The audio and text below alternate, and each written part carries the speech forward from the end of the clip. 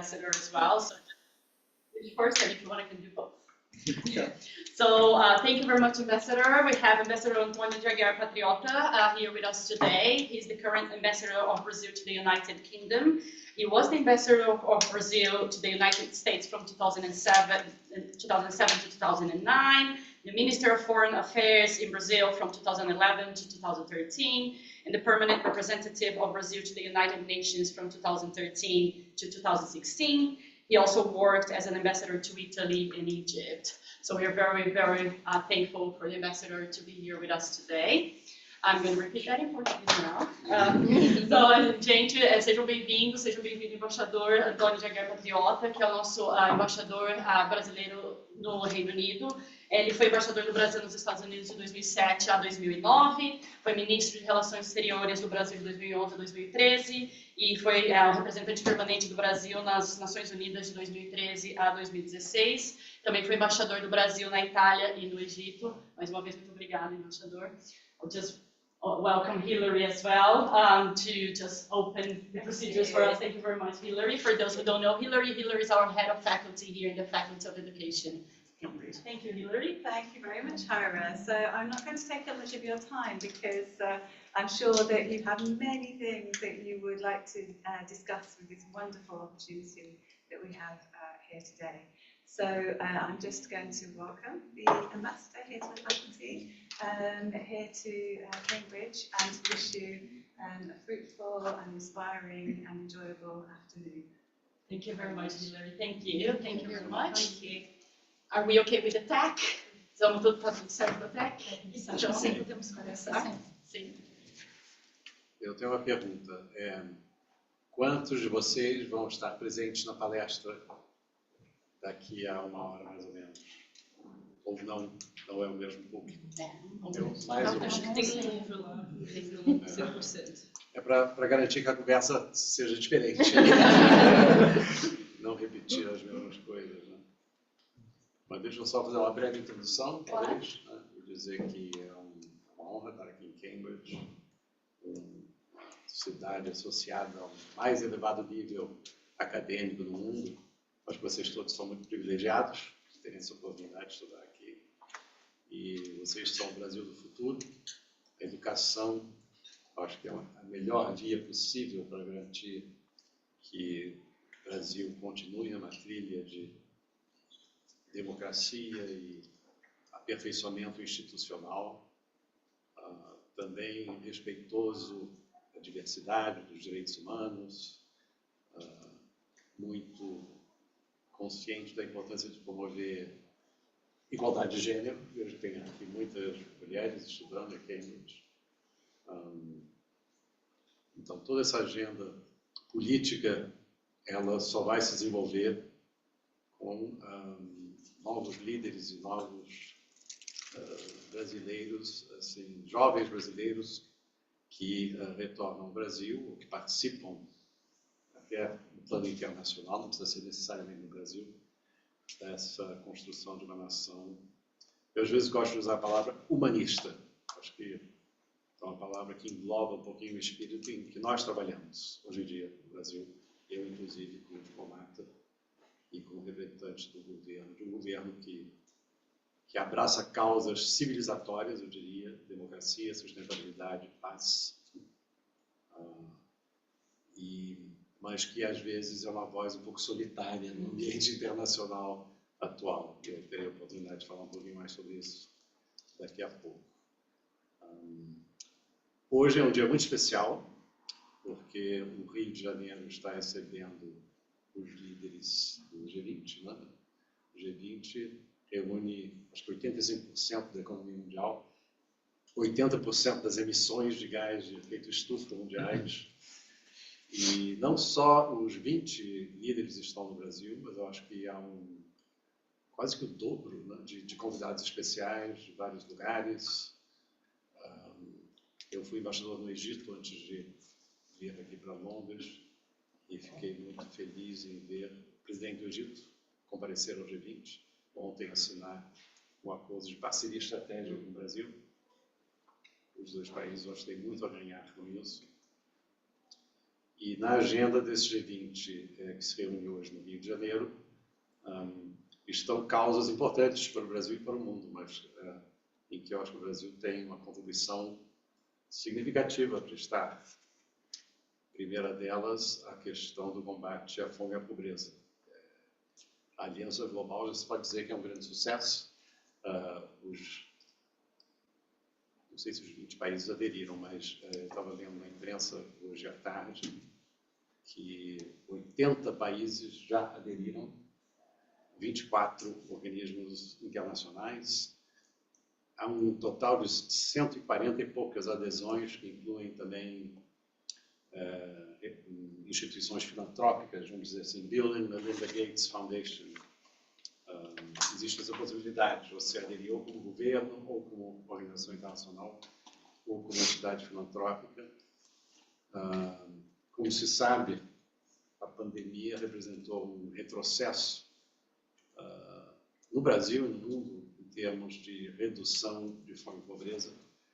O presidente Lula dizia no seu discurso perante a Assembleia Geral da ONU que 9% da população mundial sofre de fome. Isso é um número enorme, sobretudo quando se considera que existe alimento suficiente no mundo para não convivermos com tal situação. Então, claramente, alguma coisa está errada. E alguma coisa está errada em termos organizacionais, de canalização de recursos, de previsão de mecanismos. Então, uma das forças dessa aliança a ideia não é reinventar a roda, recriar organismos, já existe o Programa Mundial de Alimentos, a Organização das Nações Unidas, a FAO, como vocês conhecem, a Food and Agriculture Organization, mas sim criar uma plataforma em que políticas que dão certo, ou que produzem resultados positivos, possam ser compartilhadas, e treinamento de diferentes entidades e personalidades envolvidas no combate à fome e à pobreza possa adquirir assim, um sentido de urgência maior, além também de levantamento de recursos, canalização de recursos. Esse é um resultado. Uma segunda prioridade está relacionada à sustentabilidade, à transição energética, um tema que está no topo da agenda de toda a comunidade internacional. E aí eu teria a oportunidade de falar um pouquinho mais na palestra seguinte, mas também, nesse caso, o Brasil se apresentando como um líder, até mesmo porque foi anunciada a intenção, e agora já existe um acordo sobre a organização de uma dessas COPs, Conferences of the Parties, em Belém do Pará, em 2025. Enquanto nós nos reunimos aqui, está em curso uma outra COP, em Baku. E, além disso, o Brasil e o Reino Unido foram singularizados hoje, fiquei muito feliz de ver isso, pelo secretário-geral da ONU, Antônio Guterres, que se encontra no Rio, como dois países que estão dando o melhor exemplo possível na questão ambiental, ao haverem submetido em Baku, sexta-feira passada, as suas novas NDCs. Vocês devem estar familiarizados com essa sigla, né? Que são as Nationally Determined Contributions. No caso brasileiro, bem mais ambiciosa do que a anterior. E é uma fonte de satisfação para mim, como embaixador do Reino Unido, ver que Brasil e Reino Unido, quer dizer, cada um de suas características, nós com a matriz energética mais limpa do G20, de longe, a participação de renováveis na nossa matriz é de 50%, a média mundial é de 15%. Depois vocês veem a diferença. E, finalmente, uma outra prioridade é a da reforma da governança global. Também pode-se dizer que os resultados da presidência brasileira são encorajadores e positivos. Houve um call to action em nível ministerial de chanceleres na sede das Nações Unidas, no último dia 25 de setembro, que reconhece a necessidade de reforma para a preservação do multilateralismo, porque eu estava comentando com a professora Hillary que assim como nós enfrentamos um ponto de inflexão, um tipping point, no aquecimento global, a partir do qual a sobrevivência da raça humana e da civilização na Terra estarão crescentemente comprometidos, né? Nós deveríamos também ficar atentos a um ponto de inflexão, um tipping point, do ordenamento internacional. Porque as violações do direito internacional, da Carta da ONU, do direito internacional humanitário, são tão flagrantes e repetidas e frequentes que pode chegar um belo dia em que o edifício rui, entra em colapso e nós ingressamos numa espécie de multi-ordem, eu chamaria também de multi-desordem, porque serão regras aplicáveis a grupos de países, mas não à comunidade internacional como um todo. Isso aí seria um retrocesso de 1645, da quanto tempo atrás? Assim, uns 300 ou 400 anos, pelo menos, né? Desde os acordos de Westfália, que, digamos, para a comunidade internacional daquela época, que não incluía os países do Sul, claro, se havia convencionado que certas regras, certas leis seriam universalmente aplicáveis.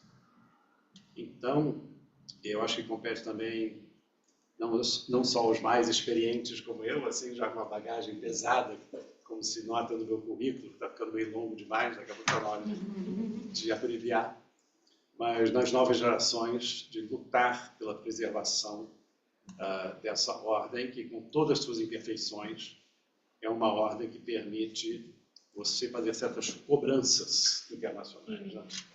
Então, assim como você tem no direito doméstico nacional as leis que nos permitem ter governar com certa previsibilidade do que é admissível como comportamento individual, e assim como no plano interno existe a ideia nas democracias, sobretudo, de que ninguém está acima da lei, a lei tem que se aplicar igualmente a todos os indivíduos, independente do seu poder econômico, político, hierárquico, ou da sua ascendência. No plano internacional, acho que nós precisamos trabalhar para que cada vez mais evoluamos nessa direção, de uma ordem internacional em que ninguém está acima do bem e do mal. Todo mundo tem que honrar certas regras e também precisamos de um único padrão, um single standard. Muita gente fala de double standards. Eu gosto de falar da ideia de um single standard, que é aquilo que temos que observar na cobrança do respeito à lei. Não é, assim, demonstrar uma certa leniência aos países que são aliados ou que tenham uma afinidade qualquer ideológica, política, no respeito à lei, né, que nós vemos hoje acontecendo no lugar do Oriente Médio, e sim exigir que um único padrão de cobrança e respeito seja instituído e respeitado. Então, eu falei um pouquinho dessas três prioridades, porque, enfim, estão muito associadas ao dia de hoje. Coincidiu que eu vim a Cambridge no dia do G20 do Rio de Janeiro, minha cidade, onde eu nasci, e eu fico muito orgulhoso.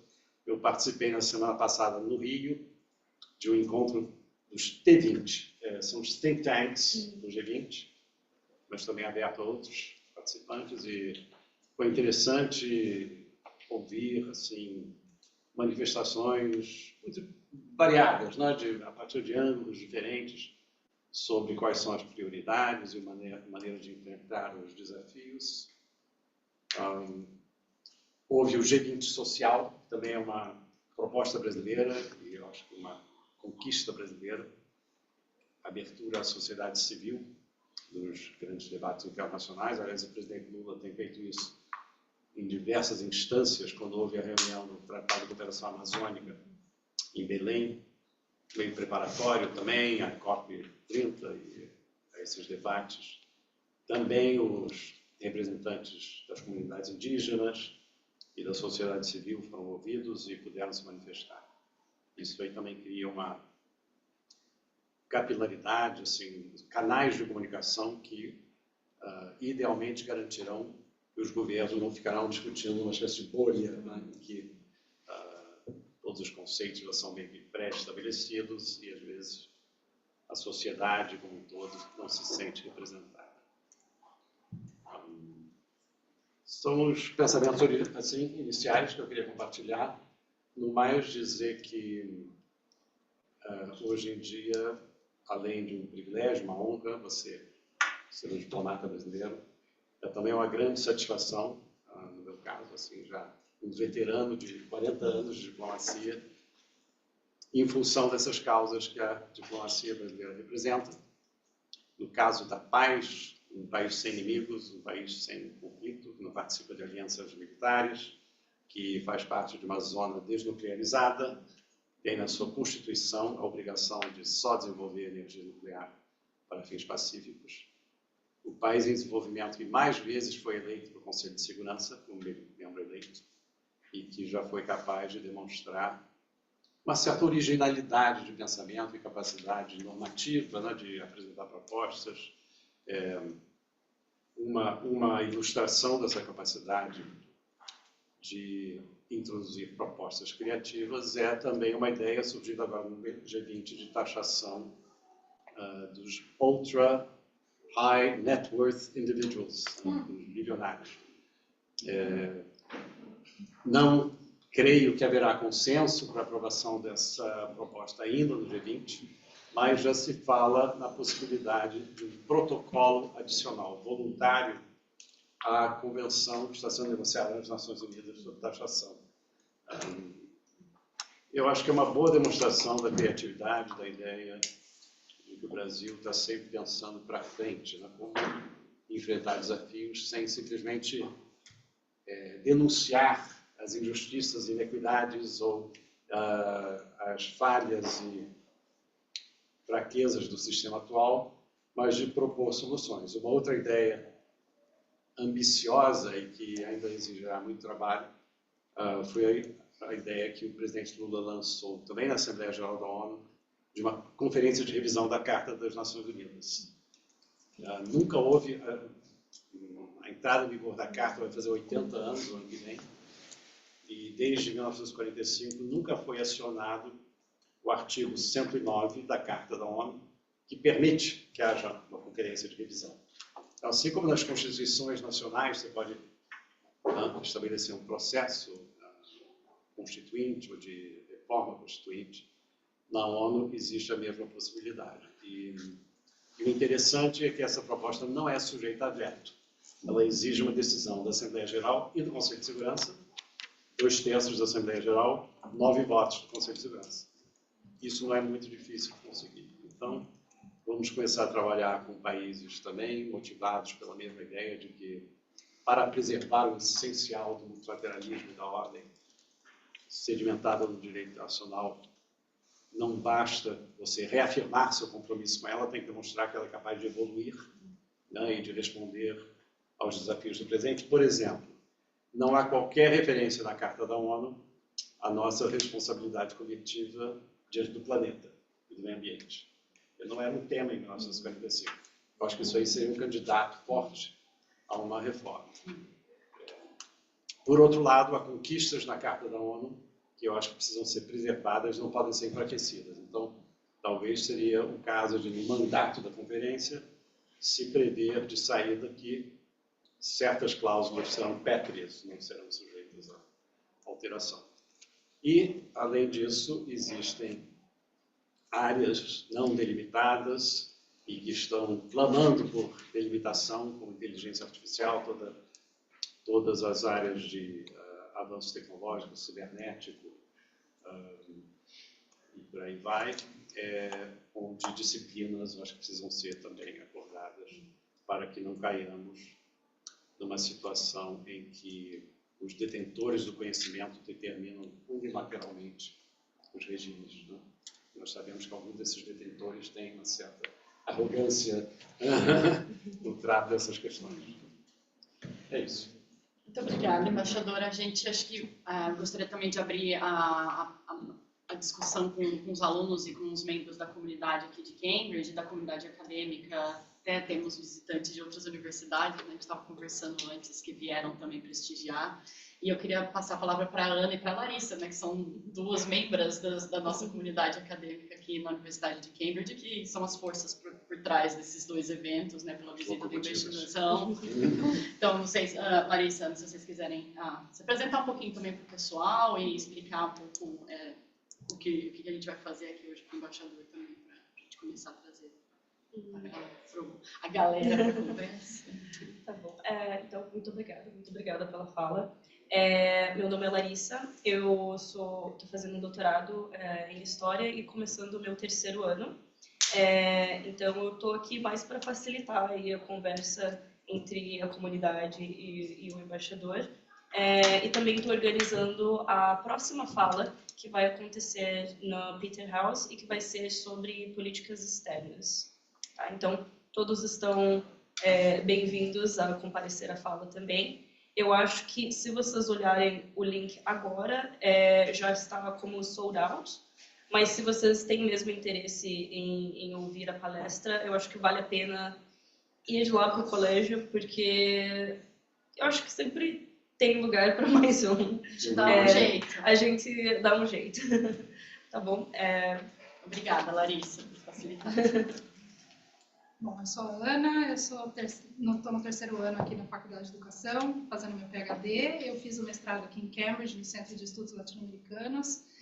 Muito obrigada, embaixador, por estar aqui, a Raira por estar ajudando, e a Larissa, que foi quem fez a ponte, né, entre os nossos departamentos. A gente não se conhecia também. E eu acho que esse encontro está sendo super especial para a gente justamente conhecer a comunidade de brasileiros em Cambridge. Eu estou vendo muita gente aqui que eu conheço, muita gente que eu nunca vi antes, gente que veio de Londres, então eu queria agradecer mesmo pela oportunidade desse encontro. Eu queria só falar para o embaixador, que eu falei muito rapidamente lá fora, que a gente tem hoje na Faculdade de Educação 12 alunos do Brasil através da CAPES, 10 deles através do programa Abdias Nascimento, aqui na Faculdade de Educação. Desses 10, 8 da UFRJ, do Rio, então... Vários cariocas. Vários cariocas aqui na sala, E é isso, vocês que não conhecem a Faculdade de Educação, por favor, sejam bem-vindos a fazer foto com o Paulo Freire, a estátua que a gente tem lá fora, também que veio para cá através da Brazilian Society, e convidar vocês também para fazer parte da nossa Society em Cambridge, a Brazilian Society chama CUBS. Eu sou do comitê, a pessoa que organiza eventos acadêmicos, a gente tem o presidente da CUBS aqui também, e uma outra pessoa da comissão. A comissão acabou de se formar, então a gente se conheceu nesse evento também. De renovar a comissão. Acabou de se renovar. E que mais? E o Clarec, que eu deixei o link lá atrás para vocês, que é um coletivo que nós temos aqui na Faculdade de Educação, que são estudantes latino-americanos ou pessoas estudando, fazendo pesquisa sobre a América Latina. Então, vocês são muito bem-vindos para saber mais sobre o nosso trabalho, se juntar e participar de eventos que a gente organiza como esse aqui. Bom, obrigada. Obrigada, Ana. E obrigada também, Ana e Larissa, de novo, mais uma vez, por organizar e por unir, né? A gente tem esse coletivo latino-americano na faculdade, então a gente tem essa integração latino-americana, né, naquele espírito UNILA, né, da formação da universidade em Foz, e a gente tem a comunidade brasileira também muito forte aqui, então é um prazer enorme sempre que a gente puder facilitar, como uma professora brasileira na faculdade, facilitar o trabalho dos nossos queridos latino-americanos e brasileiros o máximo que a gente puder. Eu acho que a ideia agora era fazer uma coisa um pouco mais informal, assim, também, de abrir uma conversa, assim, abrir para os nossos membros do Clarec, membros do CUBS, membros da universidade, principalmente fazer perguntas, né, se vocês quiserem fazer alguma pergunta para o embaixador, talvez em relação, né, à relação Brasil-educação, né, porque estamos aqui, a CAPES, as bolsas, né, toda essa conexão, né, a CAPES principalmente foi muito afetada durante a pandemia e durante o governo anterior em relação às bolsas de mobilidade internacional, que muitos de nós aqui pudemos desfrutar em alguns momentos das nossas carreiras, né, tão importante essa mobilidade internacional acadêmica no Brasil, que foi muito prejudicada pelo governo anterior, então é uma alegria enorme, né, assim, alguém que veio do Brasil e que sofreu dessas bolsas, ver esses movimentos, essas mobilidades voltando, né? Então, estou abrindo aqui a gente vai meio que moderar daquele jeito informal, né? Então, se alguém tiver alguma pergunta para a gente começar a conversa, por favor, fiquem à vontade. como eu falo aqui na Inglaterra, the floor is yours. O chão é vosso. Exato, muito mais formal. E se apresentem também, né? É, Pra gente mas saber fala o que pouquinho vocês do estão projeto. fazendo. É, o que vocês estão fazendo aqui. Se alguém quiser começar, fica à E vontade. de onde vocês vêm? Vamos lá, a gente tem o Dara lá no fundo, tá? A gente te vê. Boa tarde a todo mundo, todos e todas. Boa tarde. Eu, na verdade, assim, né, falar sobre a importância. Meu nome é Odara, eu sou estudante da UFRJ, estou no doutorado em educação. Estou aqui graças ao projeto do Abdias de Nascimento, né, que retornou agora recentemente. E aí eu trago, acho que um pouco sobre a provocação, né, da importância de iniciativas do governo que vão pensar a questão da equidade racial, porque se a gente olhar aqui ao redor, a gente percebe que são poucas as pessoas negras, e a maior parte das pessoas negras que estão aqui são as pessoas que vieram com o Abdias de Nascimento, né, que é um programa que visa incentivar exatamente que, principalmente, mulheres negras e indígenas possam ocupar o espaço que muitas vezes é negado a elas e que não tem essa abertura, né? Então, é um programa que visa, até pelo nome do Abdias de Nascimento, que visa exatamente dar espaço e visibilidade para pessoas que a gente não acessa. E aí, assim, é um programa que foi facilitado a questão do idioma, né? Muitos de nós estamos aqui nos aventurando no inglês, porque a gente não teve oportunidade em outros momentos, e a gente vê realmente que muitos brasileiros que conseguem, por exemplo, chegar aqui são pessoas brancas, né? Então, pensar mais sobre mais programas e sobre essas possibilidades de levar estudantes negros, né, periféricos que agora estão adentrando as universidades públicas, que a gente sabe que no Brasil hoje finalmente são maioria dentro desses espaços, né, ainda não representando o que é a população brasileira, né, em termos de números, mas buscando essa luta. Eu acho que vale a pena botar para diálogo isso mesmo, essa ausência de pessoas negras que às vezes é esquecido, né, e indígenas também. No nosso grupo tem uma pessoa indígena só, que não está aqui hoje, mas assim, acho que é importante isso, né, como que estudantes negros vêm ocupando esses espaços a partir das suas trajetórias e propondo pesquisas para uma sociedade completa, né? A gente percebe pelas próprias pessoas que estão aqui, né, os meus colegas que vieram, estão pesquisando, eles não estão pesquisando só para pessoas negras, eles estão pensando para uma sociedade como um todo, né? E como a gente tem ignorado esse poder da população negra, né, de produzir cientificamente nas universidades, e como essas trocas são importantes. Acho que a gente está aqui aprendendo muito, mas a gente também está aqui tentando provocar uma mudança dentro da própria Universidade de Cambridge, né, entendendo que é, sim, um jogo de diálogo o tempo todo, que a formação, como diria o Paulo Freire, é exatamente esse diálogo. Eu acho que é um pouco disso. Obrigada, tá? É muito importante esse ponto que você está levantando. O que eu posso dizer assim de positivo que já existe, claro que não é o suficiente, né? Precisamos fazer mais progresso.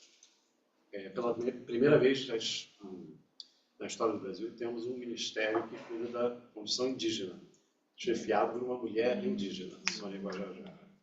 Temos também um ministério dedicado à eliminação da discriminação racial, além de um ministério sobre igualdade de gênero e de um ministério de direitos humanos, ou seja, há 4 ministérios no Brasil hoje em dia, com um mandato na área dos direitos humanos, né, do pleno empoderamento da sociedade. É uma coisa sem precedentes e demonstra um compromisso político elevado. Né? E até você alcançar todos os resultados demora, mas pelo menos isso. E também recordaria aqui a declaração do presidente Lula na Assembleia Geral do ano passado, ou seja, 78ª, em que ele declarou que o Brasil adotaria voluntariamente um 18º Objetivo de Desenvolvimento Sustentável. Não sei se vocês repararam nesse discurso, e seria o objetivo de eliminação da discriminação racial no Brasil. Não está inscrito na Agenda 2030 de Desenvolvimento Sustentável esse objetivo. Então, isso aí são manifestações sem precedentes, históricas, importantes, que demonstram um compromisso com essa agenda que você acabou de levantar. O Abdias de Nascimento é uma inspiração para todos nós. Eu não sei se alguns de vocês terão tido a oportunidade de ver uma exposição em Londres, na Raven Row Gallery, que chama em que havia quadros do Abdias do Nascimento belíssimos. Além de um pensador, ator, teatrólogo, né, intelectual, ele era também... eu não resisto a compartilhar com vocês o fato de que ele era amigo de um dos meus tios. Então, eu tenho muito orgulho disso. De um tio muito, assim, para a época, ele era muito original, boêmio e criativo. Depois ele foi traduziu Shakespeare. Então, é uma coisa, assim, muito interessante. E ele fazia parte de um grupo de teatro no Rio de Janeiro, do qual fazia parte desde a semana também. E eu queria dizer também que, para mim, é uma emoção muito grande ter nessa sala Julie Coimbra. Porque ela foi casada com um colega meu muito talentoso, que entrou no Itamaraty no mesmo ano que eu. Fizemos o concurso juntos. Gastão Saulo Coimbra. E que nos deixou prematuramente, antes dele dar toda a contribuição que eu tenho certeza que ele teria capacidade de prestar. O irmão dele, hoje em dia, é nosso embaixador no México, o irmão mais jovem, Fernando, uma família de gente muito talentosa. Marcos Coimbra, talvez vocês tenham ouvido falar, é um grande, como é que se chama isso? Pollster. Ele tem um instituto de pesquisas em Minas Gerais. E Júlia sempre uma presença carinhosa, alegre, inteligente, realmente muito feliz de te ver, Júlia. Obrigado. Senhor Bachelor, bem-vindo. Sou Rafael Hernandes, eu sou jornalista por formação. Trabalhei na Folha de São Paulo por 7 anos antes de vir para cá, agora estou no The Guardian. Mas hoje estou de folga, não estou aqui na condição de jornalista. Então, fiz questão de não trazer meu bloquinho. Então, ainda bem que você disse o nome.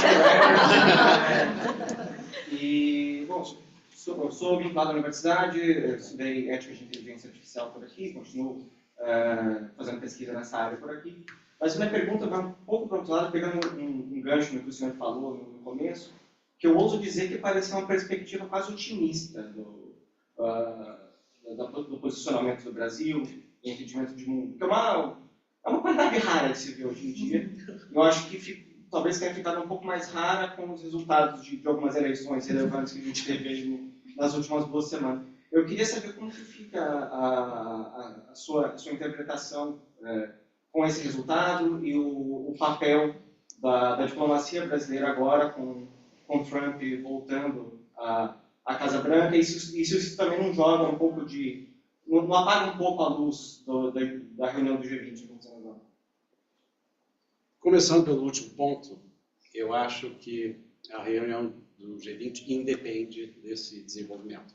Claro que estará nas mentes das grandes lideranças que vão se reunir no Rio de Janeiro esse desenvolvimento dos Estados Unidos em função da força econômica, militar, né, e da influência diplomática dos Estados Unidos no mundo, que não precisam ser sublinhados. Então,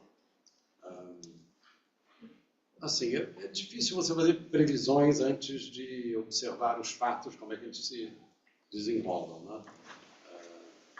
A impressão que eu tenho, vamos dizer, sem entrar em muitos julgamentos de valor, é que se a comunidade internacional como um todo pudesse votar na eleição americana, não teria sido esse o desenlace, que é um sentimento de que essa vitória representa uma certa turbulência para a realidade internacional.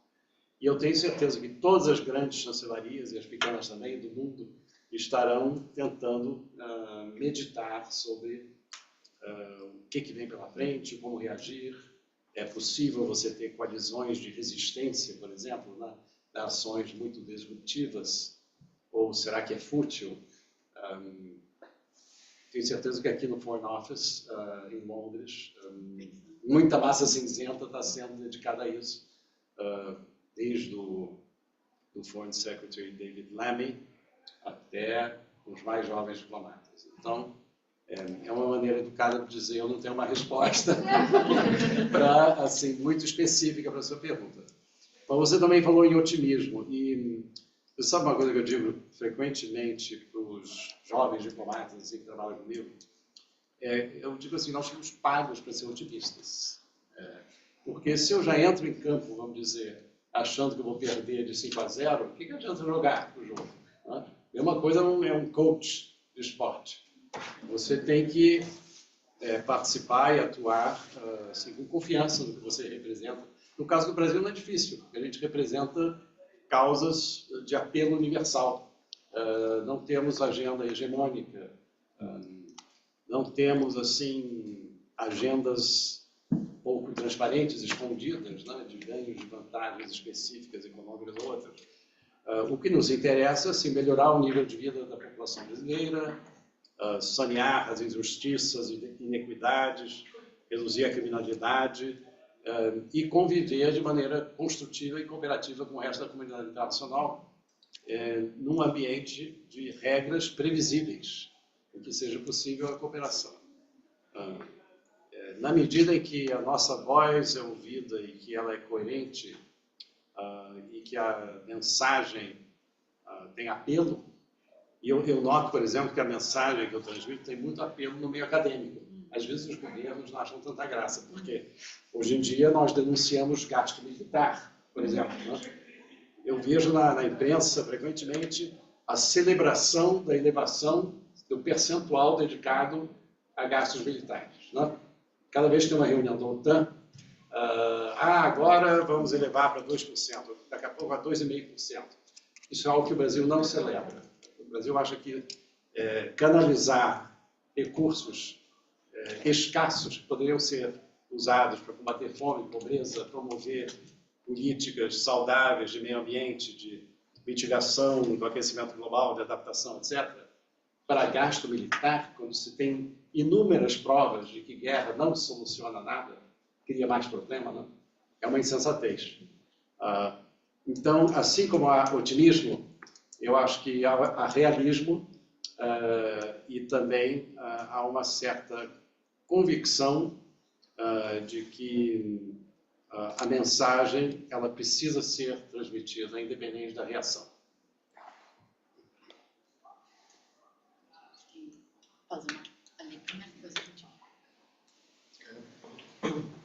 Boa tarde, embaixador. Um prazer estar aqui. Eu estava com a mesa também e para me apresentar para o pessoal.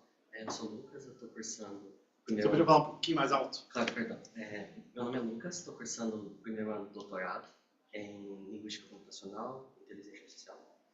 E a minha pergunta ela vai muito no sentido de o senhor apresentou vários protagonismos que o Brasil tem na diplomacia internacional e até onde o meu senso comum vai, esse destaque, esse protagonismo ele não é novo, ele é histórico, desde que a ONU se formou. E existe até uma curiosidade que eu já ouvi, um certo rumor, um certo boato, de que o Brasil ele abre a Assembleia Geral da ONU por causa do destaque na diplomacia que a gente sempre teve, em especial nos conflitos da solução de dois estados, mais ou menos um século atrás. Então, eu adoraria ouvir do senhor sobre essa curiosidade, se isso é verdade, e falando um pouquinho também do papel da diplomacia historicamente brasileira. Esse é o tipo da pergunta boa para diplomata. Você tem uma resposta. A primeira coisa que eu vou dizer é te referir a um livro de um embaixador, hoje em dia aposentado, que também é professor de História Diplomática, chamado Rubens Recupero. Ele escreveu um livro que eu li durante a pandemia. Ele é grande, precisa de muito tempo, mas é muito bem escrito. Não vou dizer que eu concordo com tudo que está lá, não.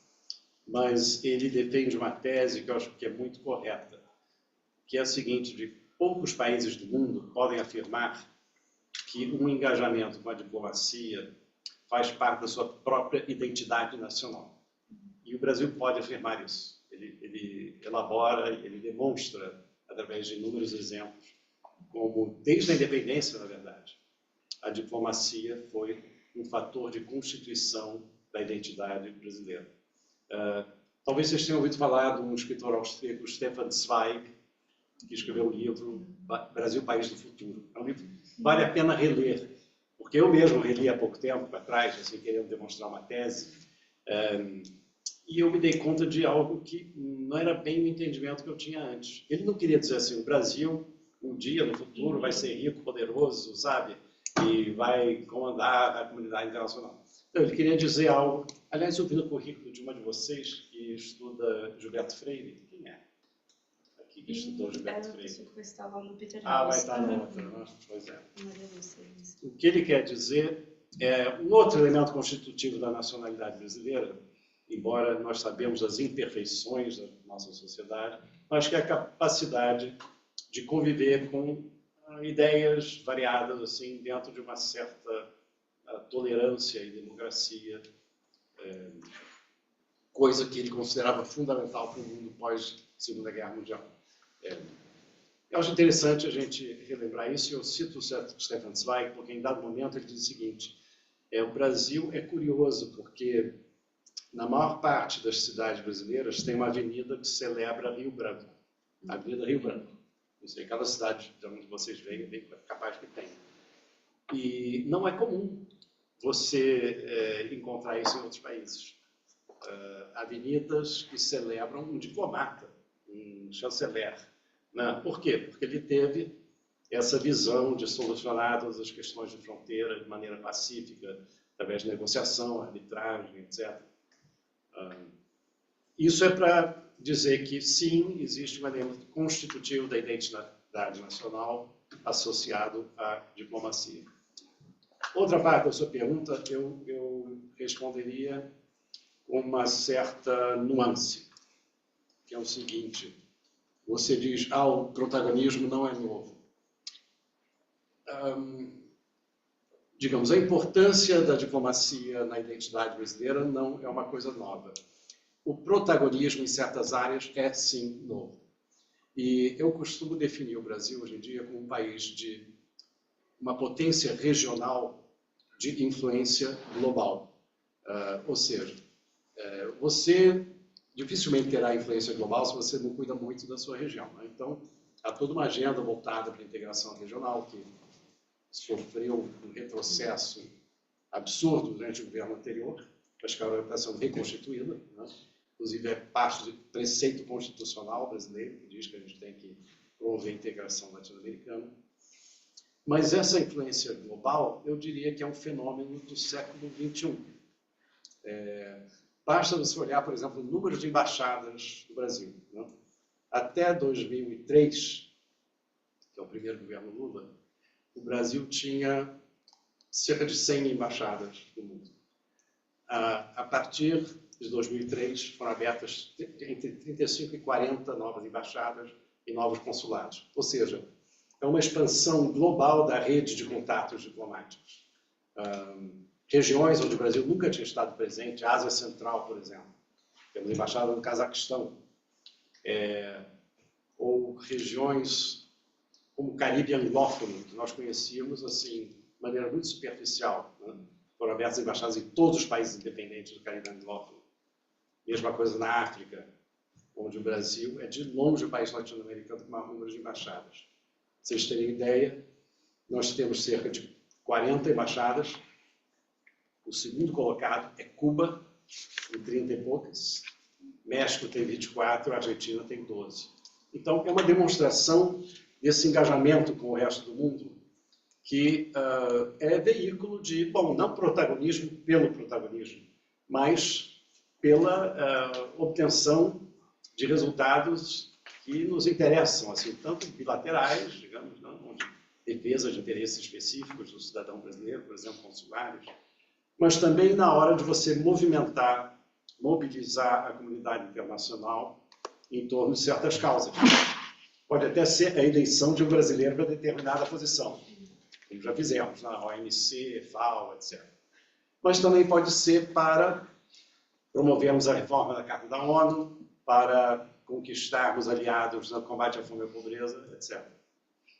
Seguramente na questão ambiental, o protagonismo brasileiro, ele data dos anos 90. Eu falei século XXI, assim para simplificar. Acho que já nos anos 90 surgiram sinais, porque com a realização no Rio de Janeiro da Conferência sobre Meio Ambiente e Desenvolvimento, que representou uma evolução muito importante no pensamento até dos diplomatas brasileiros, que antes ficavam muito na defensiva, né, com aquela coisa de construir estradas transamazônicas, não sei o quê, e alguns países do norte denunciando o desmatamento como daninho ou em detrimento de interesses ecológicos outros. A partir dos anos 90, aceita-se a ideia de que, sim, temos uma certa responsabilidade diante do meio ambiente e temos que conjugar desenvolvimento com ambientalismo. O que nos deu um protagonismo nessa área. As convenções, essa das COPs, que se reúnem, né, sobre aquecimento global, a Convenção sobre Biodiversidade e sobre Desertificação, são produtos da reunião de 1992, no Rio de Janeiro.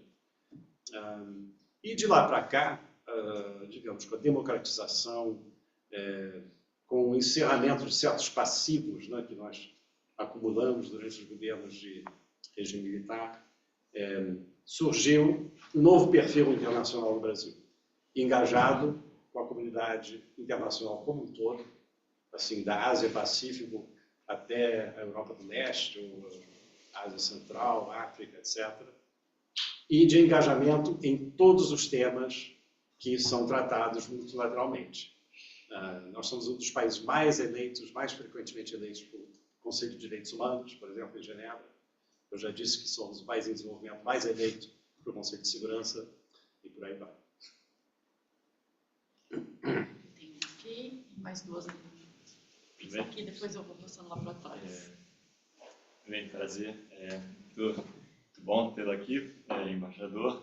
Meu nome é Matheus Labruni, eu fiz doutorado aqui no Center of Development Studies com o professor Ha-Joon Chang, que é que escreve muito sobre política industrial e questões geopolíticas. Eu fiz meu mestrado antes na UFRJ, também em economia, lá com o professor Davi Kupfer. Enfim, venho estudando aí políticas industriais, inovação, já durante toda a minha trajetória.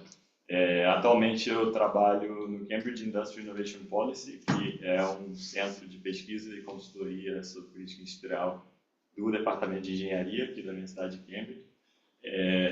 E a minha pergunta, então, é um pouco nessa área de política industrial, inovação, e eu acho que minha questão assim, que eu tenho mais interesse em entender é como é que o Brasil se posiciona com esses novos desenvolvimentos de política industrial, principalmente esse renascimento das políticas industriais no mundo desenvolvido, Estados Unidos investindo trilhões agora com o CHIPS Act, Inflation Reduction Act, China também, que nunca deixou de fazer política industrial, e esse mundo crescentemente bipolar, né, do crescimento da China, e como é que o Brasil então se insere nisso, né? O Brasil tem também agora a nova indústria Brasil, está fazendo novas, né, políticas muito interessantes, e queria entender um pouquinho do lado da política externa, assim, como é que o Brasil visa se posicionar nesse mundo. Assim.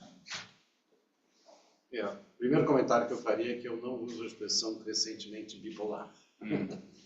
Eu acho que há duas maneiras possíveis que parecem mais adequadas. Quer dizer, estamos num processo pós-unipolar, ainda não sabemos como que ele vai desembocar. Digamos que bipolar é até uma hipótese, né? Mas eu não diria crescentemente. Ou, mais provavelmente, um certo tipo de multipolaridade. Agora, a multipolaridade precisa ser qualificada. Por exemplo, no campo militar, na verdade, é uma espécie de tripolaridade. Você tem OTAN, o Ocidente, Rússia e China. Né?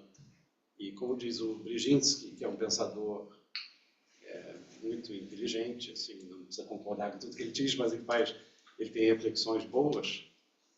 Ele diz que uma tripolaridade assim, geopolítica militar, ela é quase que intrinsecamente instável, porque se um dos três se bandeia para um lado, desequilibra a equação. Né?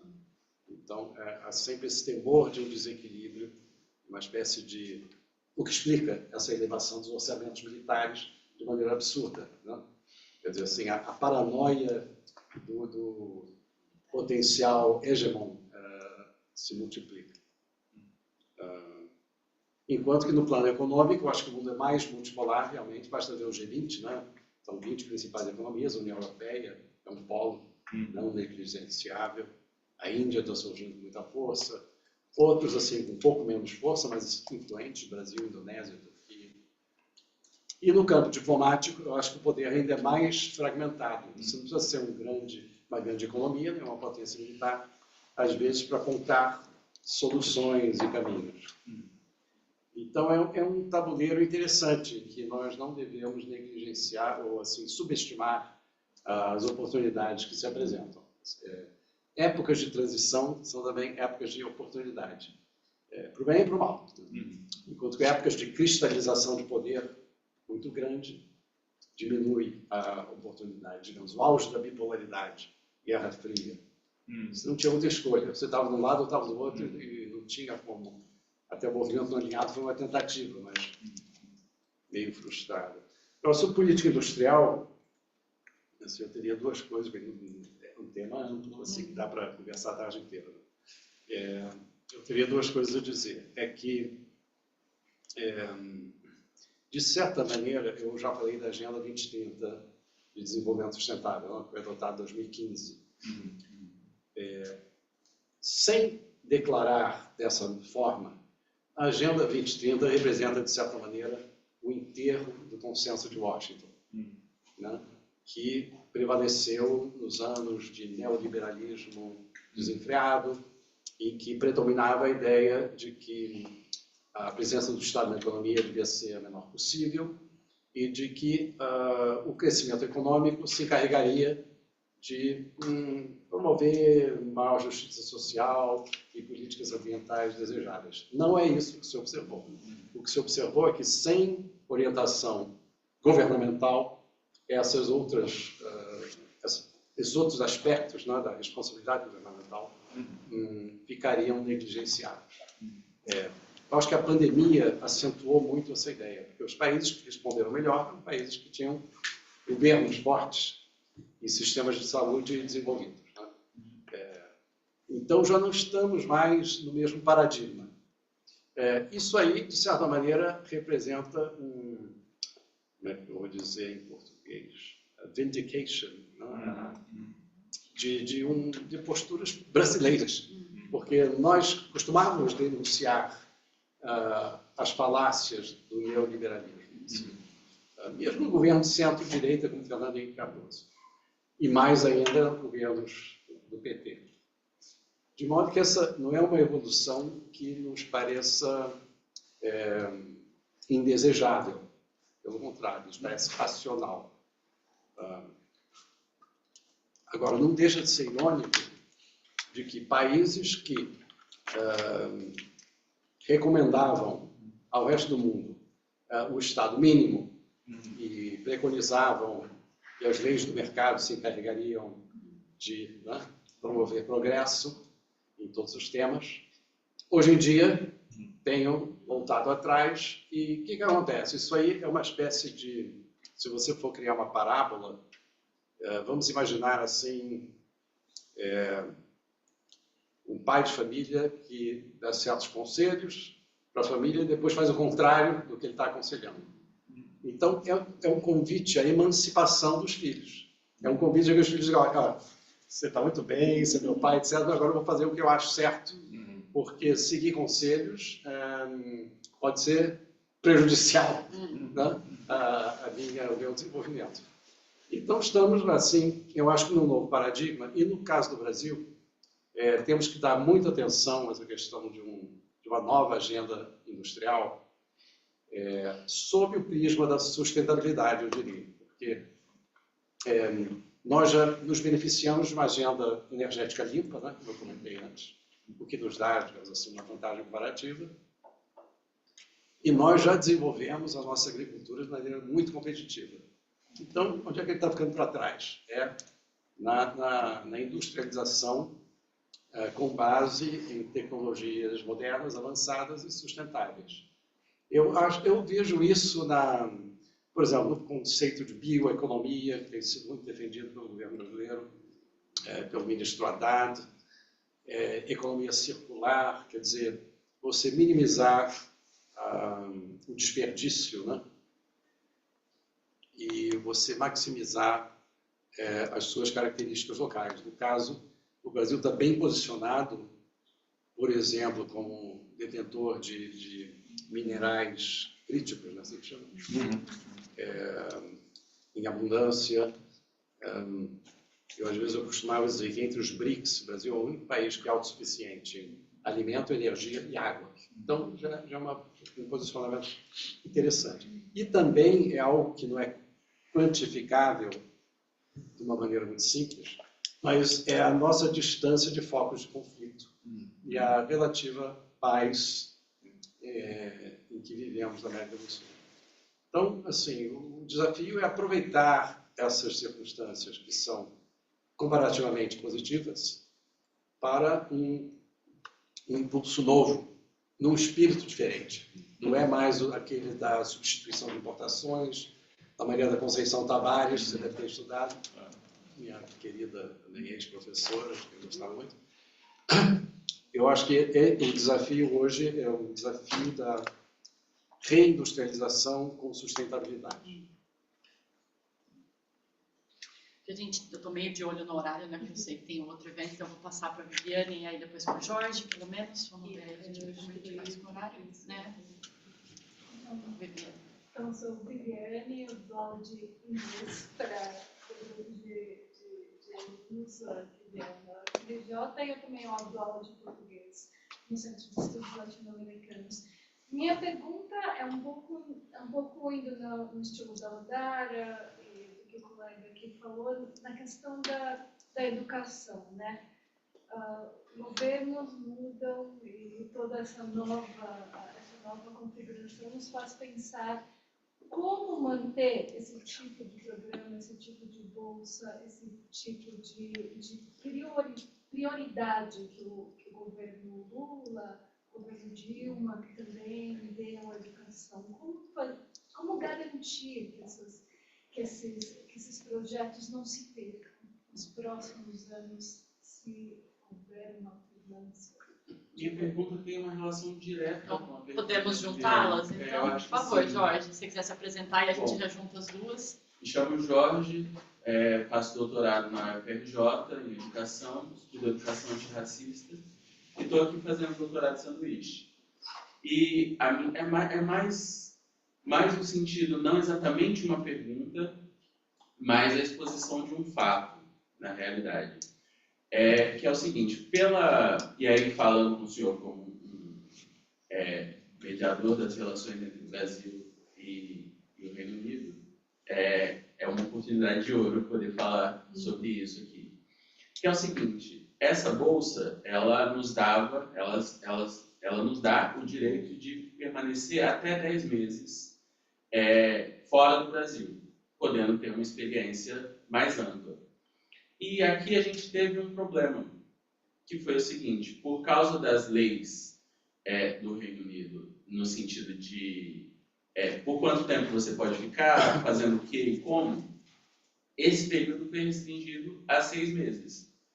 A gente não poderia passar disso por causa dessas questões, assim.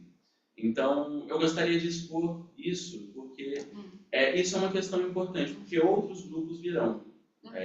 Por mais 3 anos teremos grupos vindo. E seria muito interessante se esses grupos tivessem a oportunidade de ficar, ao invés de 6, 10 meses, porque isso faz uma diferença enorme na trajetória de vida de todos nós e dos próximos que virão. Então, é mais nesse sentido que conecta com a pergunta da Viviane. Obrigado.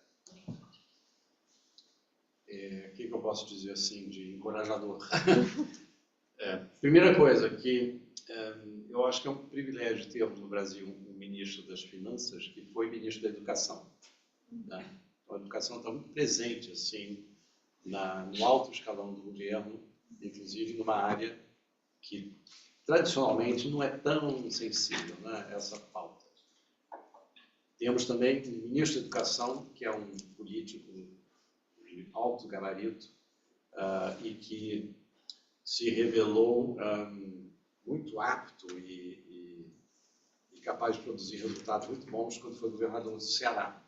A tal ponto que eu acho que boa parte da equipe que o assessora no Ministério da Educação hoje em dia é uma equipe de cearenses que produziu esses resultados positivos. Mas eu estou falando mais assim, educação até nível não universitário, que precisa ser muito cuidado no Brasil. No plano universitário, da cooperação com outros países, bom, eu posso falar um pouco da experiência do meu filho, que estudou no Reino Unido, numa bolsa da CAPES, fez doutorado na Sussex University, no Instituto de Desenvolvimento, IDS, International Development Studies. Foi uma excelente experiência. Claro que depois você tem o compromisso de voltar ao Brasil, né? E de devolver um pouco aquilo que lhe foi otorgado. Então, eu vejo muito claramente o benefício de uma experiência dessas. Agora, o difícil é assim, convencer o governo britânico a rever certas posições, porque são posições que trazem uma bagagem política muito pesada aqui. Quando eu digo bagagem política, é o seguinte: você pode ganhar ou perder a eleição em função de posições que você adota em temas particularmente sensíveis para o eleitorado. Imigração é um desses, aqui no Reino Unido, como a gente sabe, né? Então, é isso que está por trás dessas restrições todas. É um certo paradoxo, na minha maneira de ver, porque os economistas aqui poderão até me dizer se eu me corrigir, se eu estiver errado, mas quando eu leio assim, sobre as taxas de crescimento do Reino Unido, que são baixas, né? Às vezes é celebrado o fato de que passou de 1,2 para 1,4. Eu também leio o seguinte: se a imigração tivesse caído, teria sido mais baixa ainda. Então, um governo que fica preconizando crescimento, desenvolvimento e combate à imigração, será que não está dando um tiro no pé? Agora, é difícil um diplomata brasileiro explicar para um governo inglês o que eles devem fazer. Eu acho que no nosso caso a gente não gostaria que os ingleses nos ditassem, não, o que deveria ser a nossa política.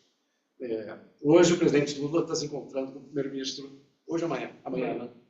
Amanhã com o primeiro-ministro Starmer. E a notícia encorajadora aqui é que entre o atual governo Labour e o governo brasileiro, que é Partido dos Trabalhadores, no fundo é Labour também, né? By another name, há uma afinidade razoável, considerável, eu diria. Uma afinidade grande na defesa da democracia, no combate ao extremismo, às fake news e tudo isso. Uma afinidade grande no respeito ao direito internacional e ao multilateralismo. Vocês veem que tem havido uma evolução ainda meio tímida, mas na questão palestina, né, de proibir a exportação de certos armamentos a Israel, de autorizar a Corte Penal Internacional a seguir adiante com as ações e de voltar a fundar a Agência das Nações Unidas de Proteção aos Refugiados, são desenvolvimentos encorajadores. E também na questão do clima, da sustentabilidade, como eu já comentei. Eu tenho defendido, e vamos ver se a gente consegue, uma agenda também comum Brasil-Reino Unido, defesa do direito do trabalhador. Levando em consideração que aqui é Labour, no Brasil é Labour, o governo, né? Então, deveria ser uma prioridade, eu não vejo dificuldade com isso. Mas o que você está dizendo, eu acho que é importante também, e eu levo essa mensagem comigo, que é elevarmos o diálogo político, talvez, ao nível ministerial, presidencial, sobre essa previsibilidade do estudante brasileiro que vai passar uma temporada fora. No governo Dilma, em que eu trabalhei como chanceler, houve aquele programa Ciências Sem Fronteiras, que eu acho que deu bons resultados. Não, muita gente que eu encontro às vezes diz: eu participei daquele programa, depois foi descontinuado. Eu participei. Você passou, tá vendo? E a gente precisava, no fundo, reenergizar um pouco esse tipo de agenda, e agradeço o seu comentário, porque eu volto para Londres com isso mais na minha cabeça. Essa questão da imigração, né, foi um trabalho muito grande para a gente aqui em termos de mobilidade internacional acadêmica, né, porque, por exemplo, as bolsas da CAPES, elas vão cobrir a estadia, né, a transferência, mas elas não vão cobrir o surcharge do NHS, né, então eles não conseguem tirar o visto para mais de 6 meses, porque eles têm que pagar as taxas do NHS, como todos os imigrantes, para mais de 6 meses com visto. E aí, obviamente, a bolsa da CAPES não fornece essa verba extra para cobrir o dinheiro para pagar o NHS, né? Então, são empecilhos que vêm do modelo imigratório de visto estudantil, não só estudantil, visto trabalhista também aqui na Inglaterra, que dificulta a mobilidade internacional, até mesmo mobilidade de acadêmicos, né? Acadêmicos que estão aqui em visto de trabalho, colegas aqui na universidade, têm que pagar taxas extras para poder serem funcionários da Universidade de Cambridge, né? Então tem uma barreira imigratória nesse sentido do que é cobrado aos imigrantes, né, que vêm, por exemplo, como os nossos colegas alunos que estão aqui com a gente, que torna isso muito mais complicado, né? Para imigrantes de vários países, para alguns países, obviamente, isso não é necessário, como, por exemplo, os países da Commonwealth, mas para quem vem do sul global, principalmente, são taxas elevadíssimas, né, que a maioria das bolsas de mobilidade não vai acabar cobrindo, né? Então a gente perde muito aluno que gostaria de vir para a Inglaterra fazer os doutorados sanduíches, os mestrados sanduíches com a gente, para as universidades da Europa continental, porque elas não cobram esse tipo de taxa, né? As taxas de visto, as taxas extras de imigração são muito mais baixas, né? Então a gente acaba perdendo nas universidades britânicas muito aluno para as universidades do continente europeu. É uma luta nossa dentro da academia britânica também, não só em relação a alunos brasileiros, mas alunos principalmente vindos do sul global, que é muito difícil conseguir estabelecer esses programas de mobilidade por causa desses modelos de visto, que particularmente adicionam essas taxas para alunos que vêm do sul global. Então, colocar isso na agenda. Não, é bom, Ingrid, que você fez muito bem de fazer essa intervenção. Obrigada, Jorge. A gente vai adotar um novo mapa do caminho para a relação bilateral. Ano que vem nós celebramos 200 anos de relação Brasil-Reino Unido. As relações diplomáticas foram estabelecidas em 1825. 1825. E nesse contexto estamos planejando a adoção de um documento ambicioso de cooperação bilateral. E eu acho que a educação já está lá dentro, mas a gente precisa reforçar alguns aspectos, digamos assim, consulares quase, na imigração. É mesmo. Obrigado. Obrigada. Eu acho que a gente tá no seu horário também, né, Larissa? E agora você tem que começar o outro evento. Então, a gente gostaria muito de agradecer ao embaixador, né, pela visita e agradecer à comunidade brasileira e de amigos do Brasil, né, que vieram aqui, né? A gente tem colegas que não são necessariamente brasileiros, mas que estão aqui presentes também. Então, muito obrigada a todos. Só lembrete, né, Ana, ali no fundo, antes de ir embora na mesa onde tem o Guaraná, a gente tem 2 QR Codes para vocês conhecerem melhor, para quem não conhece o PUBS, que é a nossa associação, né, de alunos brasileiros aqui em Cambridge, e também o CLAREC, que é o nosso coletivo de estudos latino-americanos na área de educação, especificamente. Então, se quiser depois tirar uma foto do QR Code para conhecer melhor. Muito obrigada a todos que vieram. Para quem não é da Faculdade de Educação, sejam bem-vindos à Faculdade de Educação. Não esqueçam de tirar uma foto do Paulo Freire na hora de ir embora. O nosso orgulho está até no Google Maps, é uma tag no Google Maps, a estátua do Paulo Freire. Aqui é o nosso grande orgulho, né, que o Clarec possibilitaram. Muito obrigada mais uma vez pela visita, é um prazer. E acho que agora E obrigada a você por moderar. Professora, essa parte mais fácil. Obrigada, gente. Acho que eu vou liberar então todo mundo para que ninguém saia correndo. Muito obrigada a todos, gente.